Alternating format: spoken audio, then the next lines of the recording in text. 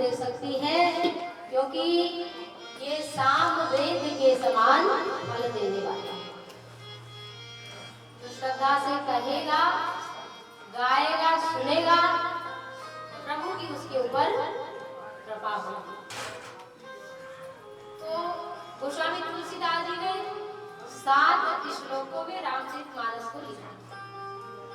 7 श्लोकों में। पहले 7 श्लोक क्यों लिखा? क्योंकि ये कथा श्लोक में भी है और श्लोक में गाएंगे तो श्लोक तक पहुंच जाएंगे।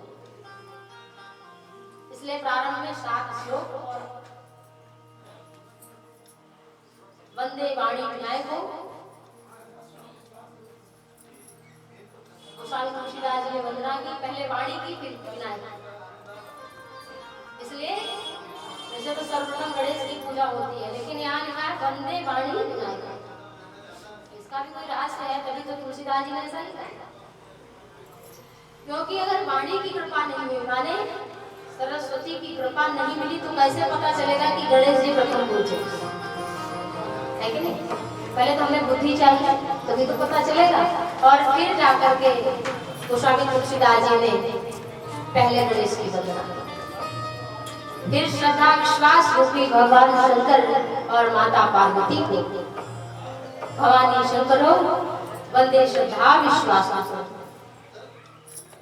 या भ्राम बिना न पश्यन्ति सिद्धाः स्वान्तः स्थमीश्वर। और उसके बाद भगवान श्री हरि के पाद पल्लवों को प्रणाम किया, वाल्मीकि को और श्री हनुमान जी को प्रणाम किया, भगवान के चरणारविंद को प्रणाम करते हुए कहा कि जिनके चरण कमल भवसागर से पार जाने के लिए नौका। तुलसीदास जी ने सबको प्रणाम किया। लोग चाहते हैं कि हमें लोग प्रणाम करें।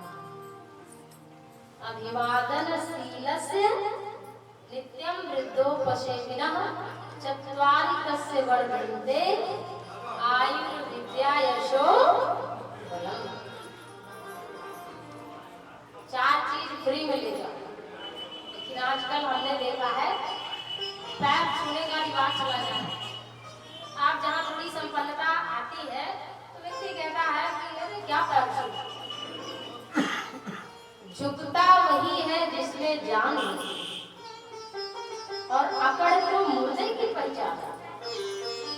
जब तक प्राण है तभी तक हम झुक सकते हैं, और मरने के बाद तो आदमी मिल जाए चाहे उसे जितना झुकाओ, जो झुकता नहीं वो मुर्दा है, और उसे भी किसी का आशीर्वाद नहीं मिलता। इसलिए झुकना सिखाओ अपने बच्चों को और खुद भी झुकना सीखो, क्योंकि आयु, विद्या, यश और बल, ये 4 चीज आराम से मिल जाती है। ते कटु सम तुम्बरि समतुला और जेन नमत हरि पुर पद मूला। ये क्या है? कड़वी लौकी के समान। श्मशान में क्या होगा? ये शरीर जाएगा तो बांस से फोड़ा तो जाएगा, और काहे काम। इतनी कड़वी लौकी की सिर्फ कोई खाएगा नहीं। तो ऐसे सिर्फ भी अगर हम नहीं झुका पा रहे हैं तो हमारा अज्ञान, ये हमारा अभिमान है। तो इस अभिमान को हमें कथा से दूर करना है, झुकना सीखना। तो भगवान राम की कथा लिखने में तुलसीदास जी ने सबको प्रणाम किया, ऋषि को, मुनि को, सिया राम में सब जग जानी और करो प्रणाम जोर जुग जड़ चेतन, सबको प्रणाम। भगवान कहते हैं सुनि चैव स्वपाके च पंडिताः समदर्शिनः। ज्ञानी तो वो है जो कुत्ते को भी प्रणाम करे, ज्ञानी तो वो है जो गधे को प्रणाम करे। इस भाव में कि गधा, इस भाव से कि गधे में भी भगवान बैठा है, इस कुत्ते में भी भगवान बैठा है। लोग क्या करते हैं भैरव बाबा की बड़ी पूजा करते हैं, कुत्ते का पैर तोड़ा। बताओ कभी भोले बाबा भैरव बाबा उनकी पूजा स्वीकार करेंगे? बैल को मौत के घाट उतार दे रहे हैं, उनकी नंदी सवारी है, क्या मनुष्य को मिलेगी भोलेनाथ की कृपा? जिस गाय के पीछे पीछे गोविंद श्री कृष्ण से गोविंद हुए, पर ब्रह्म से गोविंद कहलाए, क्या वो कन्हैया कभी तुम्हें अपना कृपा पात्र बनाएगा? जो मूर्ख जानवर है उनको तुम खा रहे हो, तो जो खाने लायक चीज नहीं है, जो खा रहा है तो राक्षस है। तुम्हारे एक बाल खींचे जाए तो तुम्हें कितना कष्ट होता, और तुम पूरा एक जानवर निकल जा रहे हो। निशान बना रखा है अपने पेट को। कितने मुर्गे कितने बकरे इसमें दफन कर डाले तुमने, फिर भी तुम कहते हो कि हम कहते हैं मनुष्य। मनुष्य भावना से नहीं, इसलिए तुलसीदास जी ने सबको प्रणाम किया। पैरों में तकलीफ तो होती है, आप लोगों के घुटने बहुत जल्दी खराब हो जाता है। क्यों? इसका भी मैंने एक नोटिस किया है कि लोग कहते हैं कहा है आप नीचे नहीं बैठ सकते,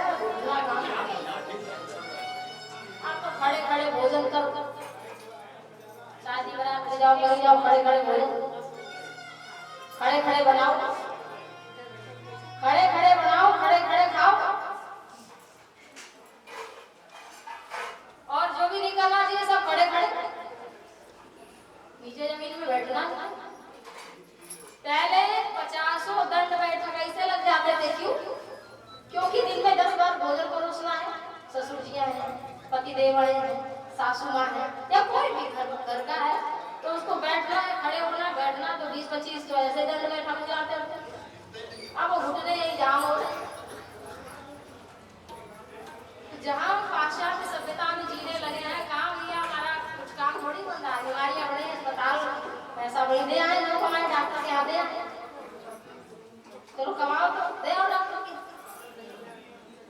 तो बैठकर हमारे शास्त्रों में लिखा है जो खड़े होकर भोजन बनाया जाता है वो अशुद्ध हो जाता है, वो अपवित्र हो जाता है। लेकिन अब ये कौन माने?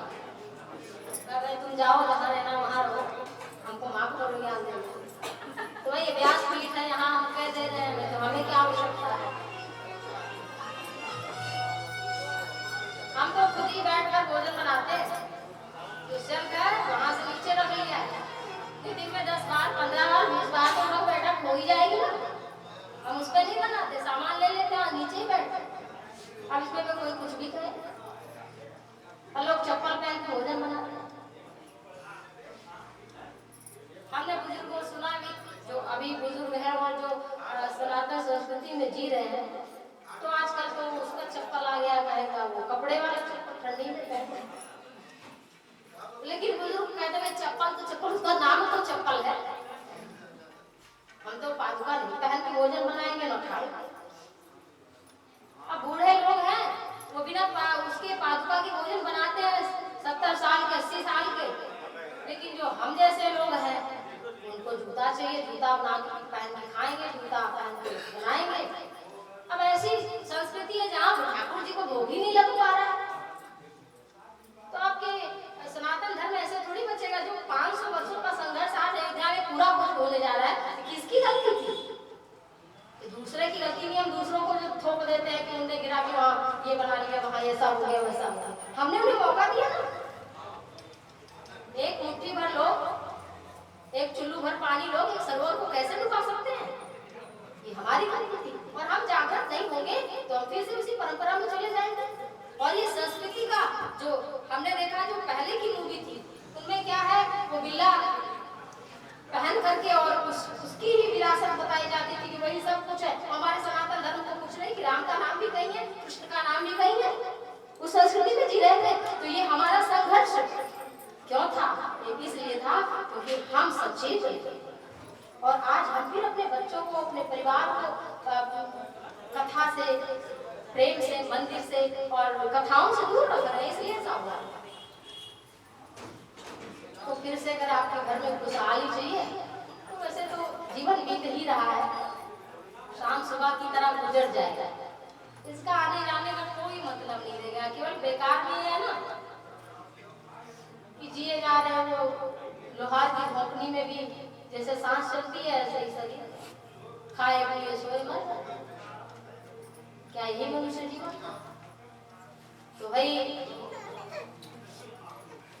भगवान की अति कृपा और समय जो है वो अब आज कथा को हम विश्राम देंगे और आरती करेंगे एक भजन के साथ में 2 पंक्ति, और कल कथा सती चरित्र से और शिव विवाह कोशिश करेंगे कि शिव विवाह भी